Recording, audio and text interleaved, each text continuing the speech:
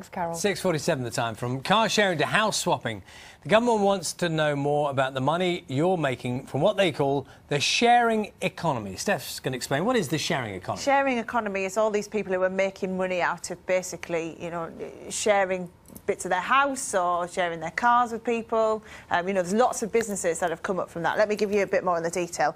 Morning, everyone. Yes, there's all kinds of sharing that you can do now. Cars, houses, power tools and food, apparently, too. Now, a lot of it is very easy to do thanks to smartphones, and it's a way of ordinary people making a bit of extra cash. Now, you'll probably be familiar with some of the names like Airbnb, Street Club or Zipcar. But this is all lumped together in the sharing economy, and it's worth £9 billion worldwide. It's thought that here in the UK, 1 in 4 of us is doing it, maybe lending out tools or renting out a room to holiday makers. Well, the government want to learn more about it, and the woman leading their review is Debbie Wosskow, who's with me now. Good morning to you, Debbie. Hi so just give us an idea of why the sharing economy is becoming so important at the moment. Well, people have always shared the things that they own, but the big change in the last decade has been the advent of technology, which means that you can now share the things that you own, and that might be your home, it might be your car, but it might also be the skills that you have with people that you have never even met.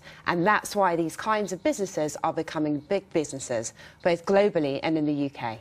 And why do you think it's controversial? Because it has been, hasn't it? It has been controversial, and there's a couple of reasons for that.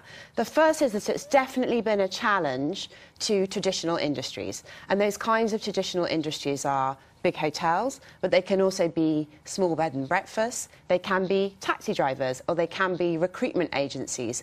And the thing about the sharing economy is it's a catch-all term for an industry that is already worth £9 billion globally and is set to grow to be worth a great deal more by 2025. But it covers lots of different types of businesses and assets that are very close to people's hearts, like their home and their cars. Yeah, and part of the problem as well with this is the fact that, it is a lot cheaper, and some of them, as you say, the more traditional hotels and B&Bs aren't able to compete on the prices, are they? Why is that? Well, what the internet does is take away some of the basic costs of doing business. And the reason that I've been asked to write this independent report by the government is to get to the bottom of some of those issues. It's to map the potential social and economic benefits of the sharing economy to the UK. So as your statistics have already demonstrated, 25% of Brits are already sharing online. So this is important. But the first thing that I've done as part of this independent review is to get in touch with the hoteliers, the taxi drivers and the B&B guys, and to get my head around what their issues are, and at the same time to speak to people who are consuming the services of the sharing economy and working in the sharing economy to make sure that they're protected. Is it about tax too, about people who are perhaps not paying the right tax and the government want to make sure they're getting their fair share of it?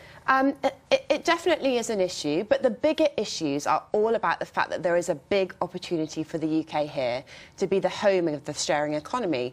There are some big businesses coming out of the UK, and some of them you've already mentioned, like the Zipcars of the world, Airbnb, which is huge over here. And the important point is we're just at the beginning of this new trend. There are businesses springing up everywhere that cover off new sectors like food, like fashion. And one of the other things that I'm looking at in my independent review is, are there regulations in place that are holding back this progress that the government needs to look at more closely to ensure that the UK is the home of the sharing economy? Yeah, it's certainly very interesting. Well, thanks for coming in to tell us all about it. I'm sure we'll get you in again once you've done the report. Absolutely. And if you do have any messages on the sharing economy, if you're making money out of it and want to tell us about it, do get in touch with us.